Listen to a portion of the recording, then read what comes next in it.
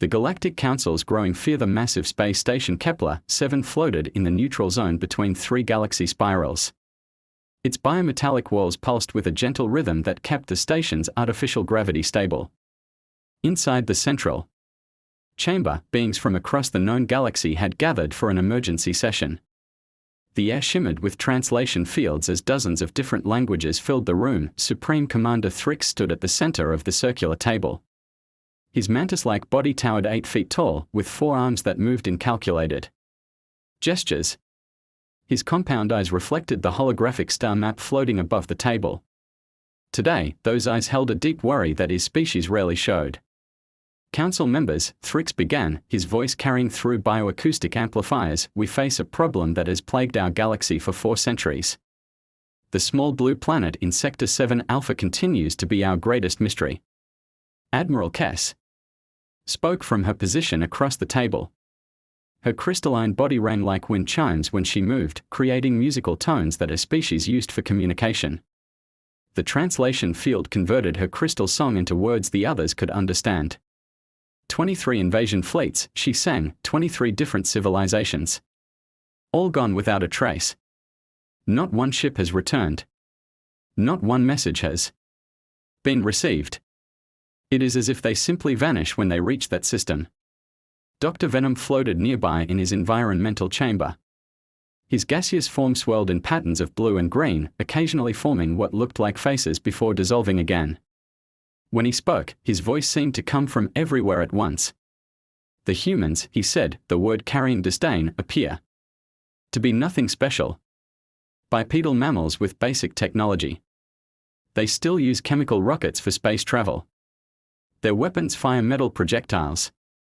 By every measurement we use, they should be easy to conquer. Captain Irrell slammed one of his scaled fists on the energy table, causing ripples to spread across its surface. His reptilian features were twisted with frustration. Easy to conquer, he hissed, yet the Zarkan Empire sent 500 ships and found nothing. The Hive Collective sent 1,000 ships with their most advanced bioweapons. Gone. The Crystal Federation tried with 2,000 ships and their matter-phase technology. Vanished. Thrix raised one of his forearms for silence. The pattern is always the same. We detect the invasion fleet approaching Earth's solar system. Then nothing. No explosions, no battles, no distress signals. Just silence. A new voice joined the conversation. Ambassador Keth rolled forward on her mechanical legs, her spider-like body clicking against the chamber floor. Her 8 eyes blinked in sequence as she accessed her memory banks. I have studied every species that attempted to invade the human world, she said. The Void Hunters with their reality-tearing weapons. The Solar Empire with their star-powered destroyers. The Night Shapers who could bend darkness itself. Each civilization was more advanced than the humans in every way. Yet all failed. Dr. Venom's gaseous form swirled faster, showing his agitation. What if the humans have made an alliance? Some species we have not encountered. Some force that protects them. Admiral Kess chimed softly, our deepest space probes show no evidence of outside help. The humans appear to be alone in their system. No alien technology signatures, no advanced energy readings beyond what they should possess. Thrix activated the holographic display, showing Earth's solar system in detail. The small blue planet rotated slowly, looking peaceful and defenseless. This is the most observed system in our galaxy. We have watched these humans for centuries. They fight among themselves constantly. They have hundreds of separate nations. They worship different gods. They speak thousands of languages. They should be easy to divide and conquer. Should be, Captain Irrell repeated bitterly. That phrase has haunted every military commander in this galaxy for 400 years. The chamber fell silent as each being contemplated the mystery. Finally, the eldest member of the council spoke. Ancient Seer Morth had lived for over 2,000 years and had witnessed the rise and fall of dozens of civilizations. His energy form flickered weakly, held together by technology that was old when most species were still learning to make fire. Perhaps, his mental voice whispered into their minds, we have been asking the wrong questions. Instead of wondering why we cannot conquer these humans, maybe we should ask what happens to our people when they reach that world. The suggestion sent a chill through the assembled beings.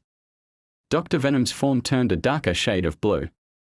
You think the humans are not destroying our fleets but converting them somehow? Or capturing them, Admiral Kess sang nervously. Studying them. Learning from them. Thrix's compound eyes reflected the star map as he considered this possibility.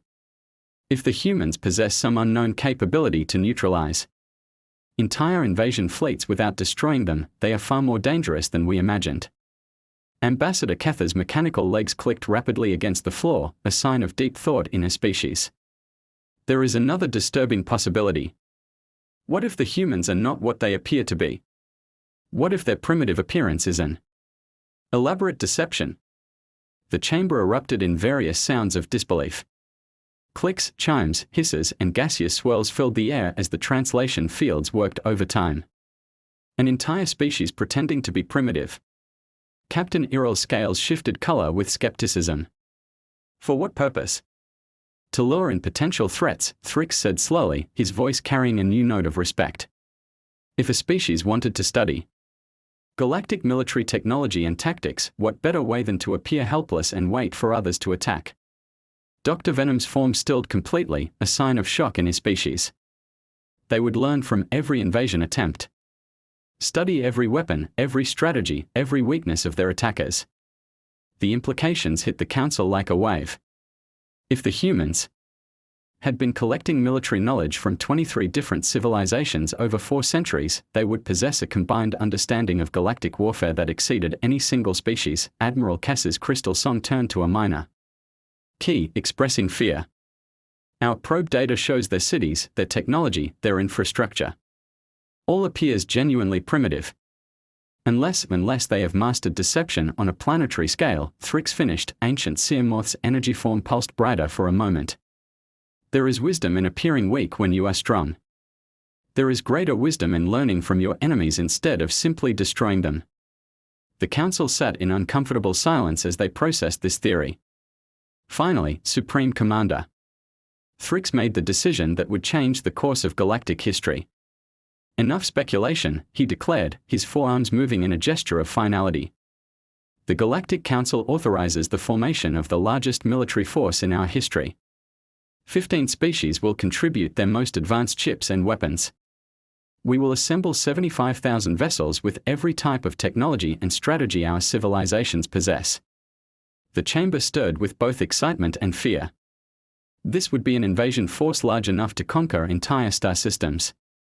If the humans have some secret weapon, Thrix continued, we will discover it. If they have hidden allies, we will find them. If they are more advanced than they appear, we will force them to reveal their true capabilities. And if they are simply the primitive species they seem to be, then we will solve this mystery once and for all. Captain Irrell's scales shifted too. A determined red. When do we depart, Supreme Commander? The fleet assembles at Junction Station in 30 standard cycles, Thrix replied. This time, someone will return to tell us what makes these humans so dangerous. For across the galaxy, on the small blue planet that had become the source of so much mystery, Colonel Sarah Mitchell sat in the depths of the North American Aerospace Defense Command. She stared at her computer screen, watching sensor readings. That should have been impossible. Something massive was moving through deep space, heading toward Earth's solar system. The readings showed not 1 or 2 ships, but thousands upon thousands. This was larger than any invasion force that had ever approached Earth. Sarah reached for her secure communicator, knowing that she was about to set in motion a plan that had been 4 centuries in the making. Control, this is Monitor Station Alpha, she spoke into the device. Confirm massive fleet movement in Sector 7. Estimate 75,000 hostile vessels approaching on standard invasion vector. The response came immediately. Confirmed, Monitor Alpha. Implement Protocol Omega. All defense networks to full readiness. The final lesson is about to begin. As Sarah activated her systems, she allowed herself a small smile. The galaxy was about to learn why no invasion force had ever returned from Earth. But not for the reasons they thought. The truth was far more Complex, far more beautiful, and far more terrifying than any alien civilization could imagine, the largest invasion in galactic history was approaching Earth, expecting to face primitive humans with basic technology. Instead, they were about to encounter the most sophisticated defense network ever created, built with knowledge gathered from 23 previous invasion attempts. Earth had been learning for 400 years, and now it was time for the final examination. The blue planet continued its peaceful rotation, giving no sign of the incredible forces preparing to defend it. But deep beneath its surface, in hidden facilities and secret bases, the most advanced military technology in the galaxy was powering up. Technology that had been reverse-engineered, improved upon, and perfected using the gifts left behind by every species that had ever tried to conquer humanity. The final lesson was about to begin, and the galaxy would never be the same. The final lesson Earth teaches the galaxy. The combined invasion fleet dropped out of hyperspace at the edge of Earth's solar system like a metal storm cloud. 75,000 ships of different shapes and sizes spread across the darkness, representing 15 of the galaxy's most advanced civilizations. Supreme Commander Thrix stood on the bridge of his flagship, watching the tactical display with satisfaction mixed with caution. All ships report ready, Admiral Kess chimed from her position at the communications array. This is the largest military force ever assembled in galactic history. Dr. Venom's gaseous form swirled with anticipation. Surely nothing can stand against such overwhelming power. Even if the humans possess some secret weapon, they cannot match the combined might of 15 civilizations. Captain Iril studied the sensor readings with growing confusion. Commander, I am detecting strange energy signatures throughout this system. The asteroid belt appears to be modified. Several moons are showing artificial structures. Even the gas giants have unusual readings. Thrix moved to the sensor station, his compound eyes processing the impossible data. The solar system looked nothing like their intelligence reports had indicated. What should have been a simple star system with 9 planets now showed signs of massive engineering projects on every celestial body. How long have these modifications been in place? He asked. Ambassador Ketha's mechanical legs clicked as she processed the deep sensor data. Commander, according to gravitational analysis and energy decay patterns, some of these structures have been here for over 300 years. The humans have been preparing for invasion for centuries. Before anyone could respond, their communications array activated. A signal was coming from Earth itself. The main display screen flickered to life, showing a human female in what appeared to be a military uniform. She looked remarkably calm for someone facing the largest invasion force in galactic history. Greetings, the human said, her voice clear and confident. I am General Maria Santos of Earth Defense Command. Welcome to our solar system. The bridge fell silent. No species in galactic history had ever welcomed an invasion fleet. I know why you are here, General Santos continued. You want to know what happened to the 23 invasion forces that came before you. You want to understand why no one has ever returned from attacking Earth. I am prepared to show you the truth, but first you must make a choice. Thrix found his voice. What choice, human? You can continue with your invasion attempt and learn the hard way, like all the others. Or you can accept our invitation to land diplomatic shuttles on our moon base, where we will explain everything peacefully. The choice is yours, but I should warn you that if you choose violence, you will not like what you discover. Dr. Venom's form darkened with suspicion. This is obviously a trap. No primitive species would offer to negotiate when facing overwhelming force. But Admiral Kess sang thoughtfully, Commander, what if we send a small diplomatic party? A few shuttles cannot threaten our entire fleet. Thrix considered the options. They had come here for answers and the humans were offering to provide them. Very well. We will send representatives from each species to this moon base. But our fleet remains at full combat readiness. Understood, General Santos replied. Transmitting landing coordinates now. And Commander Thrix, you might want to bring your best scientists and historians. They will find what we have to show you very interesting. 3 hours later, 15 shuttles approached what they expected to be Earth's natural moon. Instead, they found a massive space station disguised as a rocky satellite. The structure was clearly artificial, with docking bays that opened to receive their ships. Inside the station, the alien representatives found themselves in a vast chamber that defied their understanding of human technology. The walls were covered with displays showing star maps, weapon schematics, and detailed analyses of every major galactic civilization. But most shocking of all were the preserved examples of alien technology, arranged like exhibits in a museum. General Santos led them through the facility with obvious pride. Welcome to Lunar Station, humanity's first and oldest defense installation. We began construction in 1647, after the first alien scout ships were detected approaching our system. Thrick stared at a display showing detailed schematics of his own flagship. How do you possess information about our technology? Our ship designs are classified at the highest levels.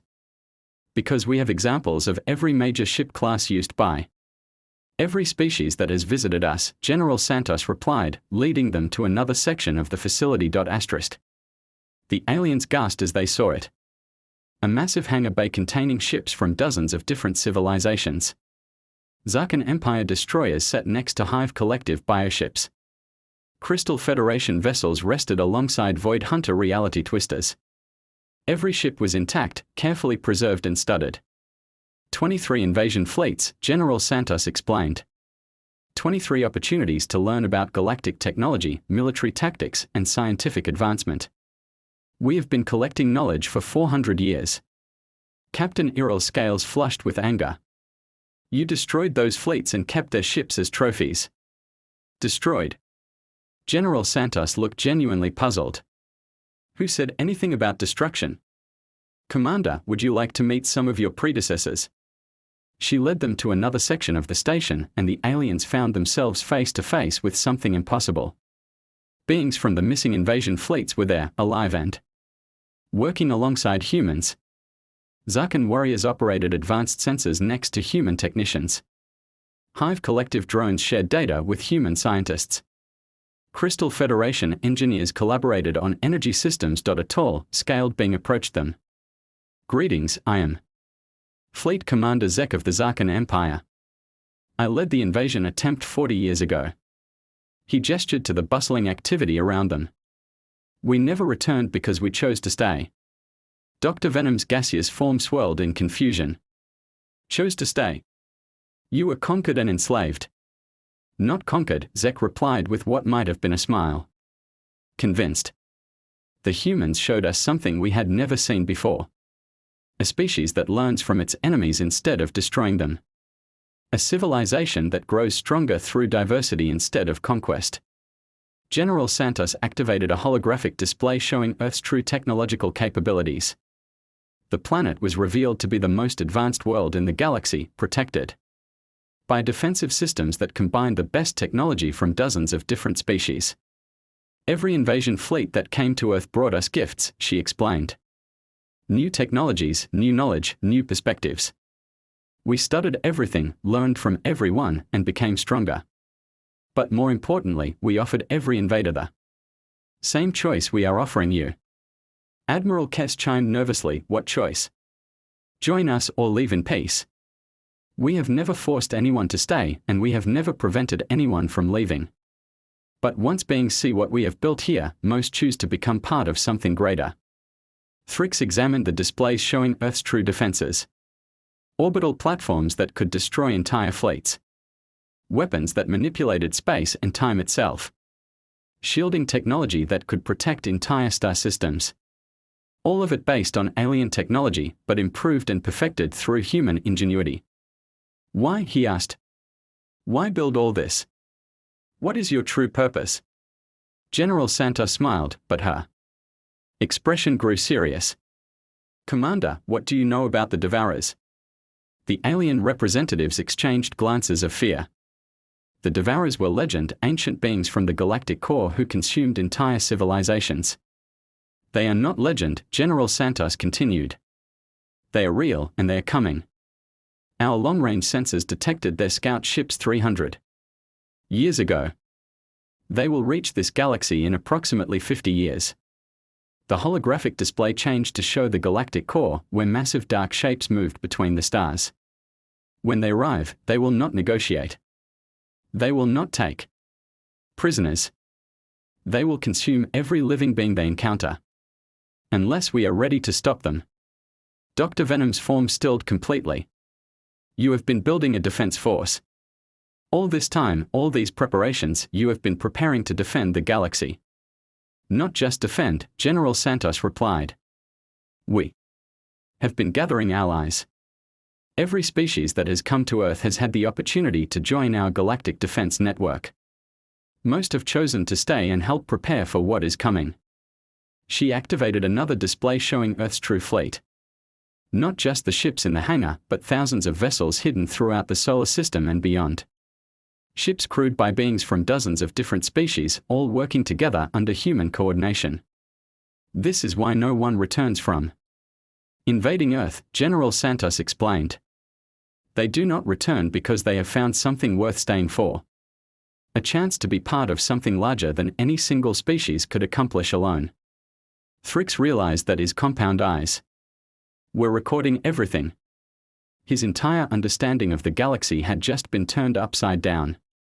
You are asking us to join your defense network. I am offering you the same choice we have offered everyone else. You can return to your fleet and leave our system in peace. You can spread the word that Earth is protected and invasion is pointless. Or you can stay and help us prepare for the real threat that is coming.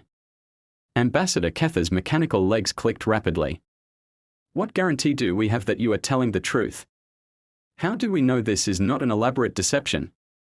General Santos led them to one final chamber. Inside was a massive communication array, and on the screen was a live image from deep space. A Devourer scout ship, massive and dark, moving between distant stars. Because, she said quietly, we do not have time for deceptions. We have 50 years to unite the galaxy or watch it be consumed. Every species that joins us makes us stronger. Every new technology we learn improves our chances. Every ally we gain brings us closer to being ready for the war that is coming. The alien representatives stared at the image of their true enemy. Suddenly, their invasion fleet seemed small and insignificant compared to the threat approaching from the galactic core. Your fleet can return home and prepare your civilizations for evacuation, General Santos offered.